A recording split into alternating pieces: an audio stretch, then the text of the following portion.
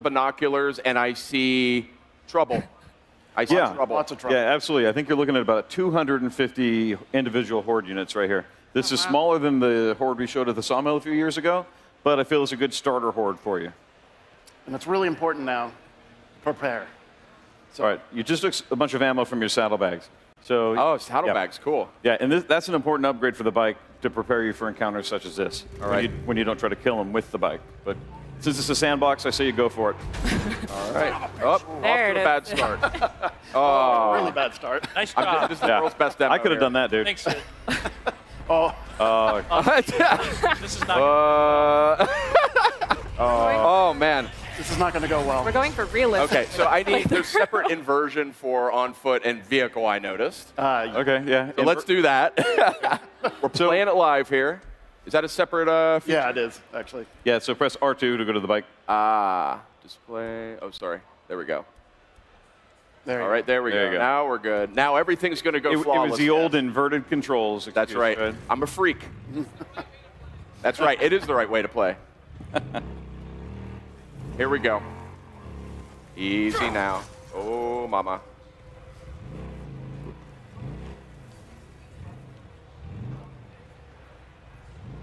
This is a more powerful bike than what I drove in the last build. Yes, this is an upgraded bike. Yeah. This looks gorgeous. So the horde is back behind you, Sid.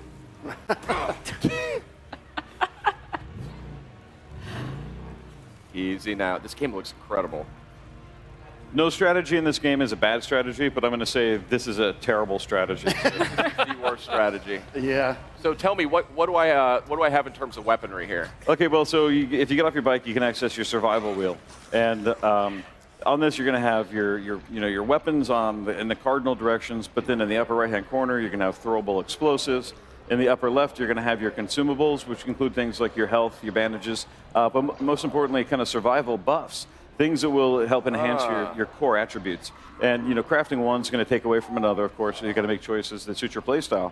And then also we have distractions on the bottom left corner. Not really the best for the horde, but on the bottom right we have traps. So in this case, I think you might have proximity bombs or airbag remote detonators. I think in this case you have the proximity mines. And if you plan properly and look through the environment, you find like key places that you say, I want to run the horde through here later and trigger this detonation when enough of them run past it. So you can, smart players will do that. Foolish players will just charge in, guns a-blazing, and it's going to be a lot harder for those guys. What kind of player will Sid be? Players will try to jam their bike into the horde. They can try that. So what's your strategy here, Sid? What are you thinking? How do I Stalling is a strategy. Got it selected right there, and then hit R2 to... R2, okay. Oh, no! You can't melee the horde. You could try. The strategy is panic and run. Okay, we're on the move now. Lost my bike. Not good. You can still save it. I don't recommend a melee bat against these guys, but give it a go. Got to stay nimble here.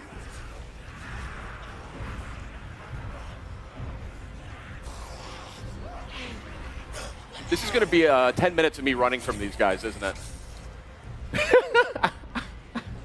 Well, Sid's trying to make his way around. How do you guys plan for all of these different tactics that people are going to dive into? How do you think ahead of time of people are going to want to go about this a million different ways? So what's the process of building out all of that? Well, we think about what makes kind of sense and what sounds cool that fits the IP, but we do have to provide a lot of different tools just so they can have that, that flexibility. And then we just try to keep things very loose. So that we're going to be surprised by a lot of the videos we see online of people playing this. We'll be like, wow, I didn't think that would happen. And when we've done that internally, we've been surprised about how things just kind of work. So we're supporting it by it's always the best part of games like this is just seeing how people get so creative. Yeah, absolutely. We had a company meeting last week where our head of QA literally took on the horde using his crossbow and custom crafted explosive bolts. Oh my gosh. And it was pretty amazing. So he pretty much got all the way there. I think he had to use one Molotov, but Jeff and I had never seen that happen before, so we were surprised, and we were like, oh. And what's cool about it, and I think this goes to your question, is it makes perfect sense that it worked because the way we built the systems, but Emergence is about a bunch of wholly predictable, unpredictable things, and it just works. Like catching yourself on fire. On fire is possibly a good strategy. I think so. That's so he can set them on fire when they grab him. That's yeah. That was the plan. Okay. This is So also one of the things not we want to going point out, though, is that the Horde locations are all story-driven. And so this is a mass grave site. So Nero would have come in as the world was ending, dug these mass graves, and they happen to have giant barrels of fuel that they would have used to burn the corpses of all the people who had died during the pandemic. So there's a reason why you find all these explodables out in these areas. Yeah. And you know, there you go. One of the key strategies is to go and find those first, and then plan as you're running around to try to drag the Horde. Out of ammo. Out of ammo. There you go. And in these encounters, you really got to be thinking on your feet as you're running forward. Tore me to pieces. Not dying. I'm doing better, though. I'm getting the hang of this thing. Yeah. Now I got it all figured out. But you want to scan the environment constantly, looking for new opportunities. And a lot of them reveal themselves, but you've got to be nimble, you've got to be moving, you've got to be thinking, and using the survival wheel, and just using every mechanical aspect it wants to survive. And these are late game encounters. So you run into the Horde throughout the game. Early on, you can't take them on. You're not strong enough, you're not fast enough, you don't have large enough magazines in your weapons. So you really learn early on. You have to work your way up. Yeah, how you're going to put them. By the time you get to this mission, you would have learned some of the strategies. And you'll notice those logs right there. If you blow those open, they'll actually. One of the things I think is great about this too is that you also have the cultists that are out there. So actually, Sid, go to your animals that are out lower there. right-hand It's corner, like not 4 just o'clock on your creatures survival that you wheel. have to be worried about, and so this could bring up the possibly survival be wheel a if they'll want. situation that you would And maybe then go to use the them to your kind of advantage 4 if o'clock there were other and enemies around. place that thing on the barrel. Yeah, absolutely. So I think you have one equipped. So hold L2. This is one of the late game missions. There you go. And there are open world and encounters. then when you trigger them, make sure they you run could have past an here. ambush camp that you have to go take on. If you see a Horde nearby, you can be a Pied Piper. You can actually get on your bike, ride through the Horde, drag them up into the ambush camp, and then watch the mayhem that ensues. Oh my gosh. All right, here they come, Sid. Oh, nice one. Nice.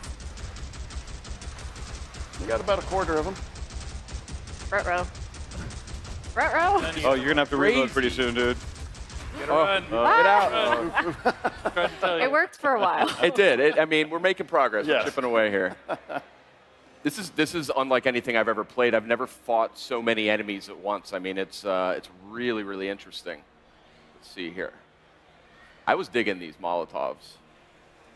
So one of the other things we wanted to point out is that we've been working really hard on performance. So if you saw the demo that we released some footage last month that was kind of alpha footage, and this kind of polish really comes very late in the game. So this is like almost final lighting for the environment. The environment and tech guys have been working really hard on that, but also performance is key for this game because it's running at a solid 30 here, and we have a version on the regular PS4 that's also running at a solid 30. So we're pretty happy with where we're at. All right. All right, it's on. Oh. Oh. Oh. There we go. Oh, there it is. Nicely done.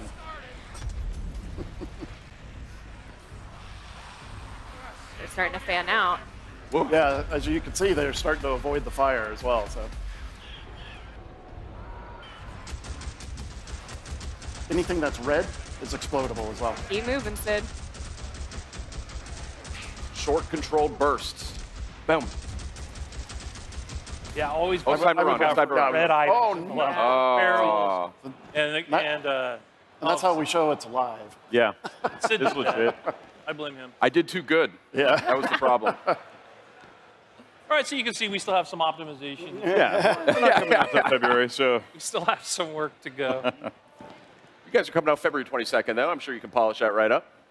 It's a live environment, though. I mean, these things happen early in development. But, yeah, that was super cool. I have never played anything like